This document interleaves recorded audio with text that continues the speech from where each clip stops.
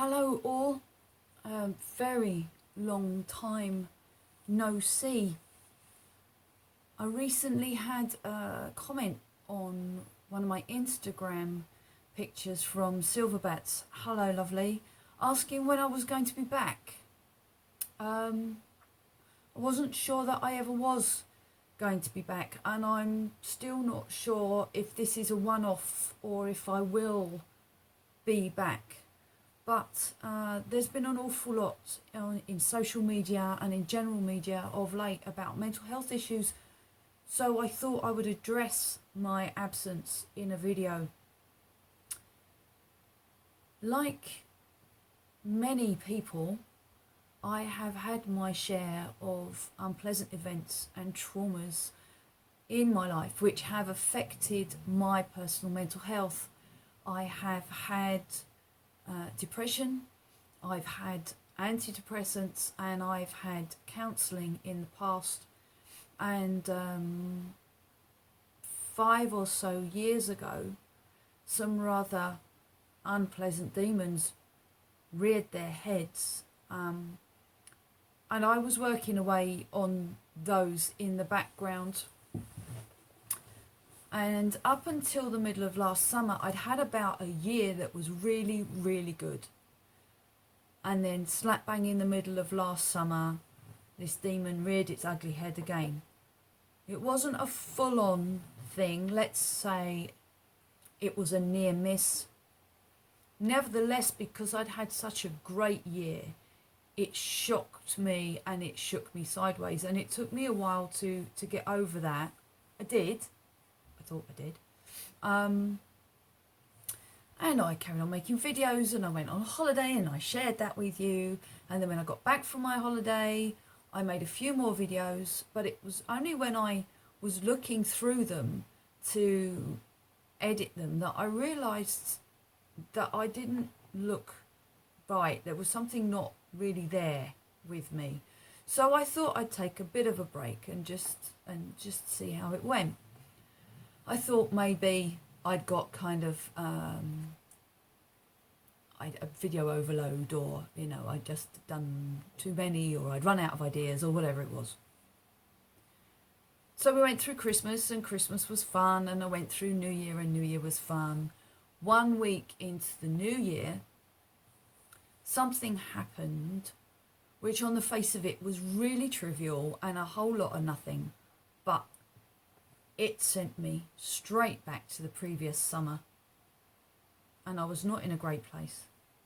And to compound the issue, somebody tried to make light of what had happened the previous summer and dismiss it, pass it off as a nothing, at which point I went absolutely ballistic and realised that actually no, I hadn't dealt with those demons, I hadn't dealt with those issues properly, and now it was time to really get them sorted out, and that this was not something I'd be able to do on my own.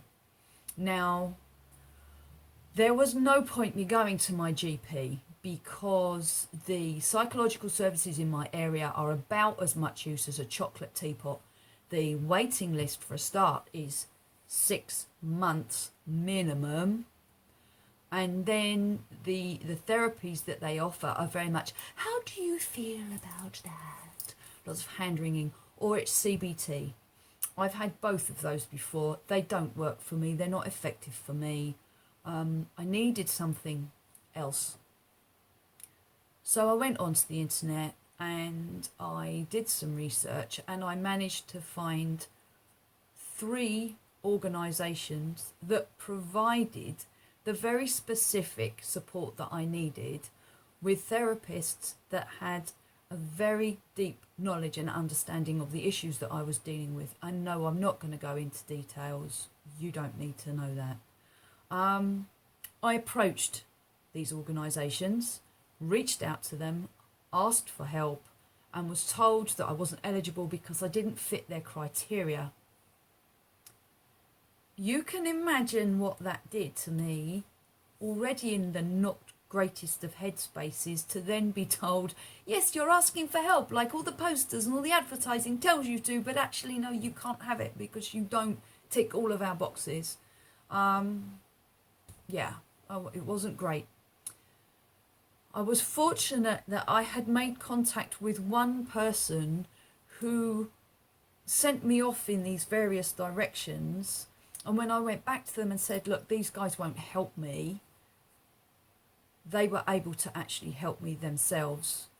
And I found a place in a specialist therapy unit, which technically I didn't qualify for either. I wasn't really eligible for that clinic, but I think because it was NHS funded, they were slightly more lenient and they were able to have a little bit more leeway. So I went and I saw these people. They were also able to signpost me to a private therapy service, counselling service, which, although it was private, would means test you. So I was able to negotiate with them a rate that I could afford, because the going rate around here is between £60 and £80 an hour, and I could not afford that. I was able to negotiate a more affordable price for the sessions that I ended up having down there. What was the most important thing for me was having that safe space to be able to go there, to vent my frustrations, my anger, my resentment, my feeling of worthlessness, my feeling of rejections, my feelings of inadequacy, my lack of understanding of how it was I came to be in this place in the first place. I was able to do all of that in a safe space without judgment, without someone sitting there going, and how do you feel about that?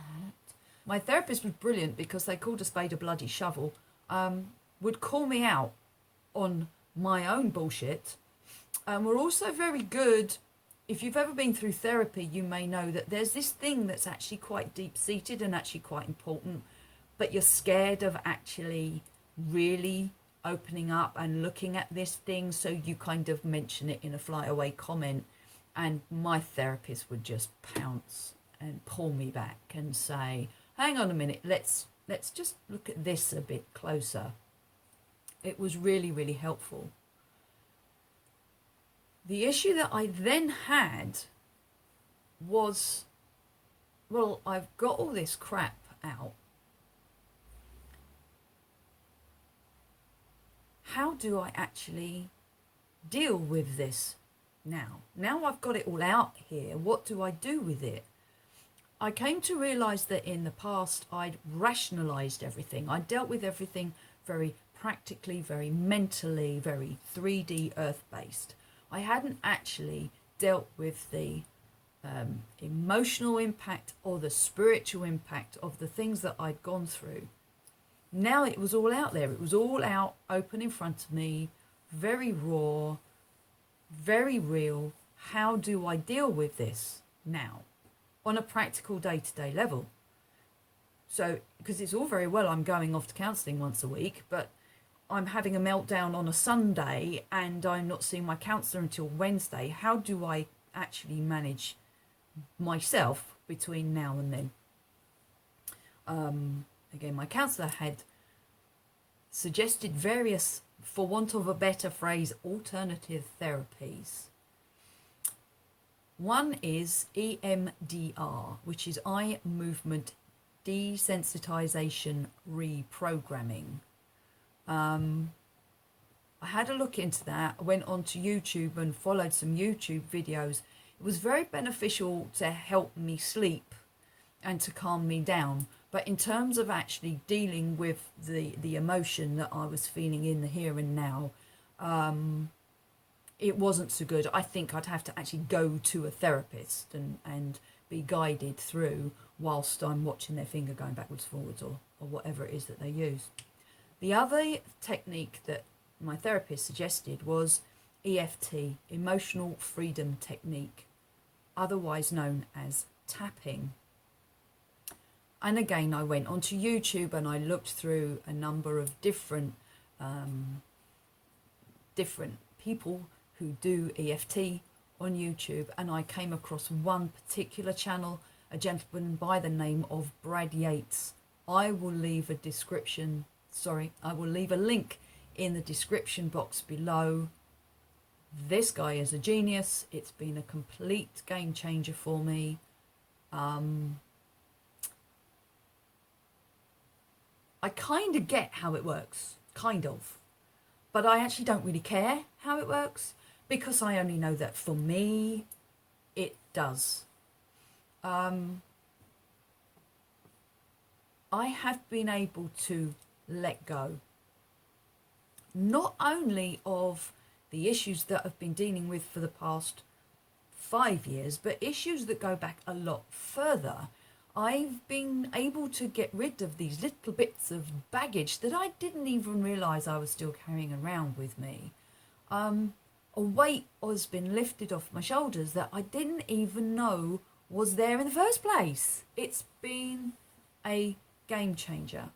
If you are suffering depression, anxiety, social phobia, panic attacks, if you are struggling with an addiction, if you are struggling to sleep, if you are plagued with bad memories, any number of things, please, please, please check out the YouTube channel of Brad Yates. Go through the playlist. One of those YouTube videos will jump out at you. One of them will call to you. Give yourself space and time. Be alone. Sit down. Go in with an open mind. Do exactly what he repeat exactly what he says. Accepting the fact that you'll feel a bit of a twit the first time. It might not work for you. You may have to do it 2 or 3 or 4 or more times. There are particular ones, Be Your Best Self, I think it's called, that I go back to every couple of days, and it's literally minutes. That's all you have to lose. Literally minutes. 15 minutes of your time. Give it a go. If it works for you, then I've achieved something. If it doesn't, well, you can have a giggle at yourself sitting there bashing yourself on the face. Has this all been easy, this process? No. Have I come to the end of it? No. A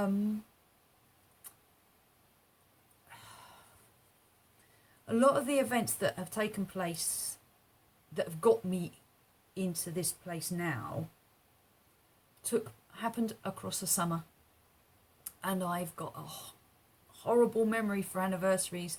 This was the day that this happened, and this was the day that that happened, and I'm heading into the summer now, and all these dates are looming at me, so I am going to have to work my way through those, and I am going to be tapping my way through those. Part of this entire process has been looking at my own priorities, and we now have developed a rule in this house, which is me first, us second, and everything else comes after. I've got to look after me first, because if I'm not fit, healthy, right, I'm no use to anybody else. The other thing that I've come to realise as part of this process is that I'm a fixer. You have a problem here, let me help you, let me fix you. Well, I can't fix anyone. I can't fix anybody. I can only fix me. I can support, I can encourage, I can love, I can suggest, but I can't actually fix anyone. And in trying to fix other people, I'm enabling them to abdicate responsibility for their own issues as well. And then when, of course, it doesn't work, because it's not going to, actually, it's my fault, obviously, because I didn't help them. And I've had to learn to take a step back and to sit there and say, actually, no, I'm sorry, I can't help you. Your health, mental, physical, emotional, spiritual, whatever, is your responsibility. I will support you. I will encourage you. I will love you.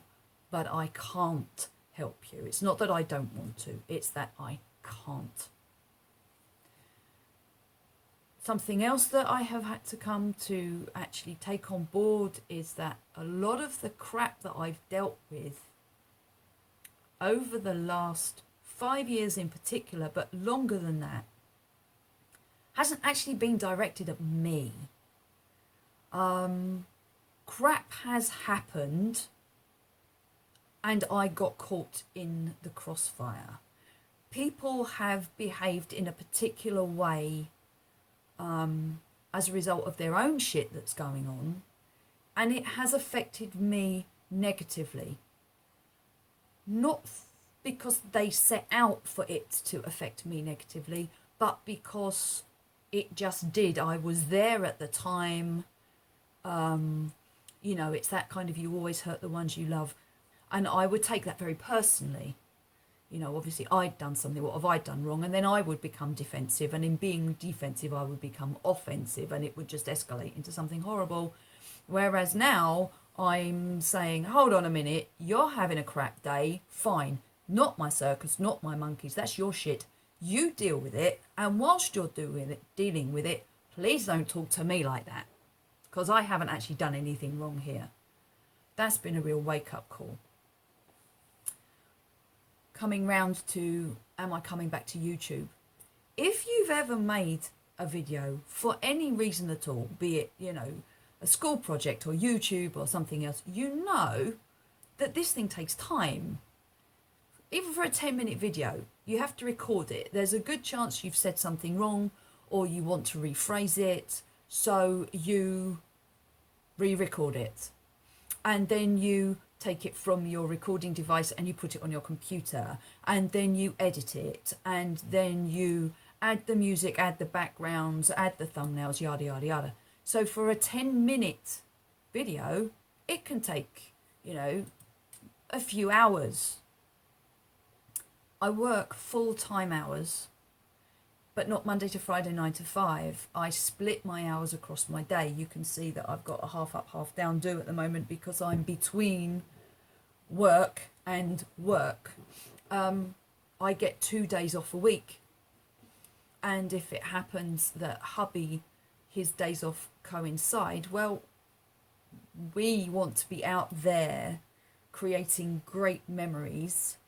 I don't particularly want to be up here doing a video whilst he's downstairs twiddling his thumbs, if that's the only day that we're going to have together for, say, a fortnight. We also have our house. We're in the process of ripping out our kitchen. Well, if you remember what it was like when I ripped out my bathroom, the place is just upside down, got everything everywhere. We have a kitchen that functions, but it still needs, tiles still need to come down and ceiling still needs to come down, and then it all needs to go back up and yada yada. And of course all of this takes time. Most of the jobs that need doing, I can't do on my own. Hubby can't do on his own. So when we have those days off together, if we're not out making wonderful memories, we're going to be in the kitchen up to our eyeballs in plaster dust and cement. On top, you know, this is not my source of income. I do this for fun. I don't want it to become a job. I don't want it to become a chore. I don't want to feel obliged to make a video. So, am I coming back? Well, yes, I'd like to. But I'd like to because I want to, because I've got something to share, I've got something to say. Not because I feel I ought to, because I haven't put a video up this week or this month. Again, it's me first. I'm looking after me first. It's my mental health, what's best for my mental health. So yeah, that's it. Bit of a waffle. I'm not sure how much of this is actually going to be edited out. I think I might just chuck it on the computer and chuck it at you because I've got to have lunch and go back out to work. I hope you are all keeping well, and I hope to see you again, but I'm not going to make any promises as to when. Until the next time, take care. Bye.